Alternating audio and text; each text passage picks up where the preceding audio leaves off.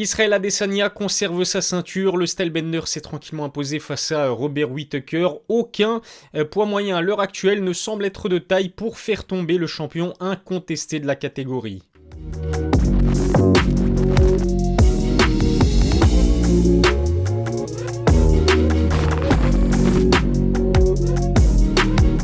Salut à tous, c'est Ilyes, on se retrouve aujourd'hui pour une nouvelle vidéo, le débrief de ce rematch entre Israel Adesanya et Robert Whittaker. Les deux hommes s'étaient affrontés, vous vous en rappelez, en octobre 2019 déjà. C'était dans une arène de Melbourne qui était alors pleine à craquer, 57 000 spectateurs, et le Stylebender s'était imposé sur KO au second round. Il avait tout simplement surclassé l'Australien. Il s'agit en tout cas des deux meilleurs poids moyens à l'UFC à l'heure actuelle. Avant de vous donner mon avis concernant ce combat, assurez-vous d'être bien abonné à ma chaîne YouTube, lâchez un petit pouce bleu, ça fait toujours plaisir, et puis suivez-moi sur mes réseaux sociaux, tous les liens sont dans la description. Après le premier round, j'ai vraiment cru qu'on allait assister à une nouvelle démonstration de la part d'Israel Adesanya. Son énorme avantage en termes d'allonge lui a permis de toucher sans se faire toucher. Alors c'est vrai que Whittaker s'est montré plus prudent qu'au premier combat, mais il a fini par se faire punir et par encaisser un knockdown après un direct du gauche du Nigérian d'origine. Sa faculté à switcher de garde instantanément, sa gestion de la distance, ses feintes et sa variété d'attaque aussi font d'Izzy en tout cas l'un des meilleurs strikers à l'UFC et de loin. Israel Adesanya a passé les 3 premiers rounds à envoyer des gros leg kicks, c'est une stratégie intéressante pour dissuader toute attaque d'un Robert Whittaker qui a engagé ce combat aussi avec une approche style boxe anglaise. La jambe d'appui de Robert Whittaker a pris très cher sur ce combat, mais on connaît tous la force de caractère incroyable de l'ancien champion des poids moyens.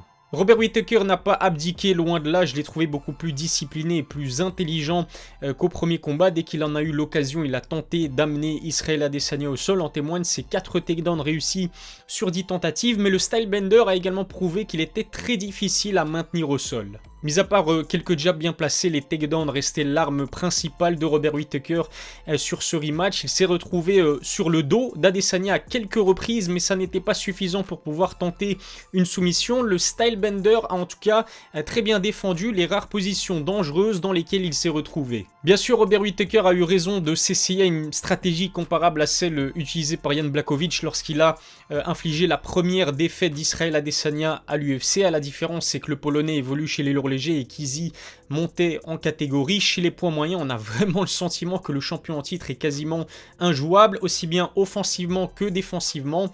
Israel Adesanya a vraiment fait le travail. La précision et la pression du Stylebender lui ont permis de décrocher une victoire sur décision unanime. Le knockdown enregistré au premier round, c'est finalement le seul fait notable de ce combat qui était intéressant mais pas divertissant. S'il y a bien une petite critique quand même qu'on peut émettre à propos d'Israel Adesanya, c'est que depuis son couronnement, eh bien, ses prestations, je les trouve beaucoup moins spectaculaires. Izzy l'a dit lui-même et il a raison, c'est lui le champion, ce n'est finalement pas à lui de prendre des risques, ça reste quand même une philosophie différente de celle d'un Kamaru Usman par exemple, qui n'a jamais été aussi divertissant depuis qu'il a mis la main sur le titre. Ce que veut faire Israel Adesanya, c'est bien sûr de conserver sa ceinture et de ne pas la perdre sur un excès de zèle, mais je trouve que ça risque peut-être de nuire à sa legacy. Depuis qu'il est champion de la catégorie, Israel Adesanya a combattu à 5 reprises et mis à part une masterclass contre Paulo Costa, c'est vrai qu'il n'y a aucun finish à mettre à son actif.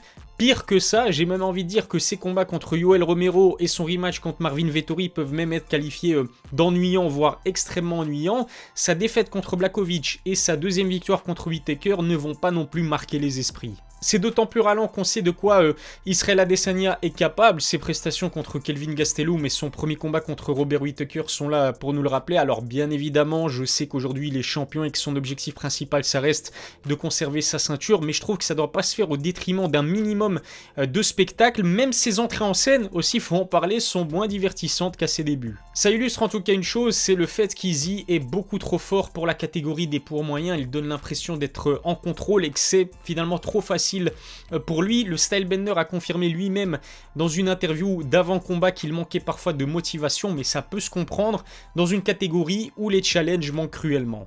Reste à savoir maintenant qui sera le prochain adversaire du champion en titre. Selon toute vraisemblance, ça devrait être Jared Cannonier qui a gagné le droit de se voir offrir un title shot. On sait qu'Israel Adesanya lui-même a confirmé qu'il était chaud à l'idée de l'affronter au mois de juin. Cela a au moins le mérite d'offrir un combat inédit à un Stylebender qui a besoin de sang frais. Avec cette victoire, Israël Adesanya comptabilise déjà 4 défenses de sa ceinture. Il survole tellement sa catégorie qu'il s'est mis aujourd'hui à offrir des rematchs à ses précédents adversaires.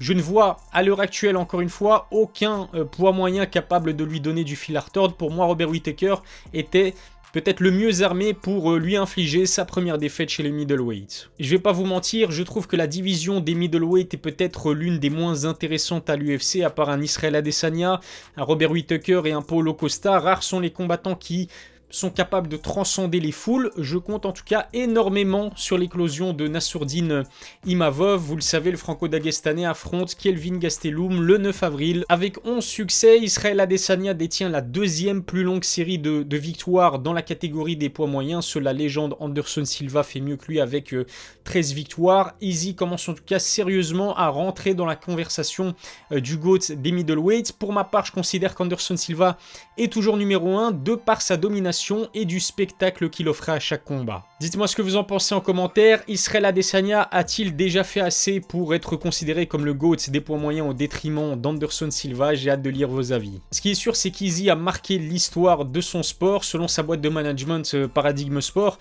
il a prolongé son contrat avec l'UFC et ce contrat ferait en fait de lui l'un des combattants de MMA les mieux rémunérés de l'histoire de son sport. C'est une preuve de plus que l'organisation compte énormément sur son star power. Voilà ce que je pouvais dire sur ce rematch entre Israël Adesanya et Robert Whittaker. N'oubliez pas de vous abonner à ma chaîne YouTube et lâcher un petit pouce bleu si ça n'est pas encore fait. Suivez-moi sur mes réseaux sociaux, tous les liens sont dans la description. Je vous remercie de m'avoir suivi. Je vous donne rendez-vous très vite pour une nouvelle vidéo. D'ici là, prenez soin de vous.